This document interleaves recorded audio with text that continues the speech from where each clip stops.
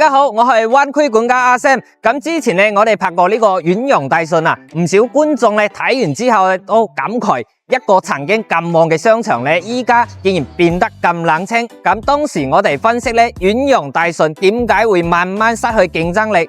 咁今日咧，我哋帶大家睇另一個同樣開業咗超過20年嘅一個商場。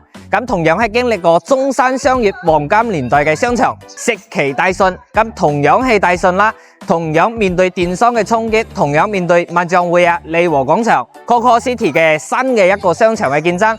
但點解遠洋大順呢同呢個食奇大順呢係差咁遠？今日我哋就透過實地一個拍攝，同大家一齊分析。其實我想講嘅唔單止係一個商場，而係透過食奇大順呢個案例呢，睇清楚商鋪投資最重要嘅核心因素到底係咩？好多人以為呢買商場鋪呢要睇呢個裝修，要睇呢個品牌，睇呢個商場有幾高級。其實真正決定一個商圈能夠活20年嘅，往往只係2個字：人口。咁依家我哋跟住咧呢個鏡頭咧，去入去呢個食奇大順，睇下呢邊嘅商場鋪咧，依家嘅情況係點樣嘅？我哋跟住鏡頭一齊嚟睇下啦。咁依家咧，我哋嚟到呢個食奇大順一個1期呢邊，佢分1、2期嘅。咁呢個咧就係1期嘅一個大門口。講真咧，如果一個商場咧真係沒落嘅，通常我哋會見到咧大量嘅吉鋪商戶咧不停嘅一個結業，客流量少，甚至咧連呢個餐飲區都冇人嘅。咁依家咧我哋入去呢個商場啊，睇下入面個鋪嘅情況係點樣嘅。咁依家咧就係呢個大學啊，好多畢業嘅一個時間啦，好多呢啲企業啊往呢個大順呢邊咧招呢啲畢業生啊，因為呢邊咧人流多，所以話企業往呢邊招人咧係非常之不錯一個位置嚟嘅。我哋之前影嗰個遠洋大順啊，佢咧兩邊咧基本上北門嗰邊咧冇咩人嘅咧。鋪頭咧基本上都係嗰啲喺度比較遠咧嗰啲商業啊。哇！我哋依家咧就嚟到1期商場一個中心位置啦。咁依家咧係佢經常去辦一啲活動嘅。依家咧商場啊，為咗吸引呢個人流咧，舉辦咗呢個小學生啊、小朋友呢個活動，睇嘅人都非常多嘅，好多家長都陪同。然之後咧可以睇下2樓、3樓、4樓、5樓咧地方咧呢啲鋪位啊，全部都開晒業嘅啦。可能星期六嘅原因啦，人都非常之多，平時嚟嘅喎，相對咧比較少啲。雖然話同10幾年前相比咧，肯定冇到當年嘅個逼爆商場停車場一位難求一個場面啦。但如果客觀去睇，食奇大順咧絕對唔係呢個同遠洋大順一樣一個死場嚟嘅。根據近年商業媒體一個統計呢，食奇大順 A 座咪同呢個 B 座咧日均嘅客流咧，都係維持呢個3萬人次左右嘅，而成個呢個大順商圈實際嘅客流咧會更加高。對於一個開業超過20年嘅一個商場嚟講咧，呢個數字其實都係相當可觀。而且咧，公開資料顯示，大順嘅出租率咧長期係維持喺呢個97% 左右。商戶咧其實都係最誠實嘅，如果冇生意咧，租客一定會走。所以單從呢個客流同呢個出租率睇咧，大順唔係呢個沒落，係唔同呢個遠洋大順一樣嘅，而係由以前嘅一個全市嘅商業中心咧，逐漸咧轉型成呢個食奇居民嘅一個生活中心嚟嘅。有人口有人流嘅地方咧。咁呢個商場咧，雖然話20幾年啦，但係依然都係保持呢個非常好一個商業氛圍嚟嘅。你睇咧，其實商戶咧全部商鋪咧全部都係租出去嘅啦，而且咧有不少嘅一啲品牌嚟嘅。如果咧要講中山呢個商業嘅發展史咧，咁大順一定係要唔開嘅。2004年前後咧，中山大型嘅商業綜合體咧，其實都係唔多。當時咧冇呢個萬象匯啦，冇呢個利和廣場，冇呢個 Coco City， 更加冇嗰啲依家咁多大型嘅一個商場。咁食奇大順咧，1期開業後咧，即刻咧成為中山最熱門嘅一個購物中心之一。咁後來咧，再加上二期呢個發展咧，成個商圈商業體嘅體量咧係超過40萬平方嘅。咁當年咧幾乎係冇呢個競爭對手嘅。但如果大家以為大順成功係因為呢個商場夠大，其實都係只講對一半噶。咁真正令大順成功嘅唔係呢個建築而係呢個人口。石岐咧一直都係呢個中山老城區一個核心。周邊聚集咗東明花園啦、東盛花園啦、康華花園啦、大順海岸家園啦、大順新都花園咧等大量嘅成熟嘅住宅社區，再加上石岐老城區咧本身嘅人口基礎咧，形成咗一個穩定嘅消費力。換句話講咧，大順咧從來唔係因為呢個商場吸引咗呢個人口，而係因為呢個人口咧支撐咗呢個商場。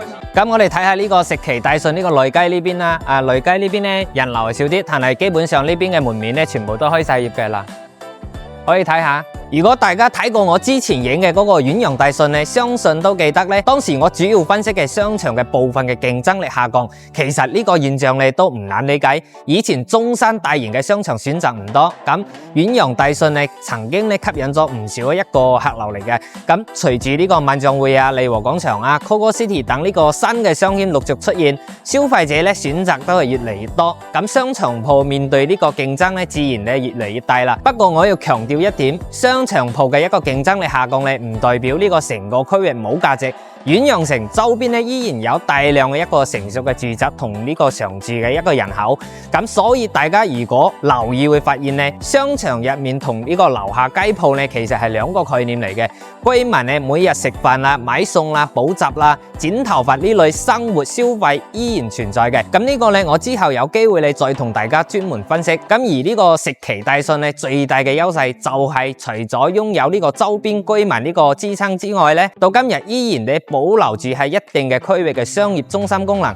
咁換句話講啦，佢唔單止係做呢個社區生意嘅，咁同時仲有部分跨區嘅消費客流，所以整體嘅活力嘅會比呢個純社區一個商業咧更加強。其實如果咧用商鋪嘅投資角度去睇咧，石岐大順係最值錢嘅唔係呢個商場，而係背後呢個人口。咁公開資料顯示咧，石岐街道嘅一個長住人口咧係超過20萬人嘅。咁石岐大順咧正位於呢個石岐嘅一個核心生活區，咁周邊除咗大量嘅一個成熟社區之外咧，仲有學校啦、醫院啦、辦公場所咧，同呢個各種各類嘅一個生活配套。咁大家要知道，商場最怕嘅唔係舊，而係呢個冇人。只要周邊咧仲有20幾萬人口咧，每日都會有人買餸啊、飲茶啦、聚餐啦、帶小朋友玩啦。咁睇電影、做美容、買生活用品咧，咁呢啲需求咧係每日重複發生嘅。咁而且咧好難被取代。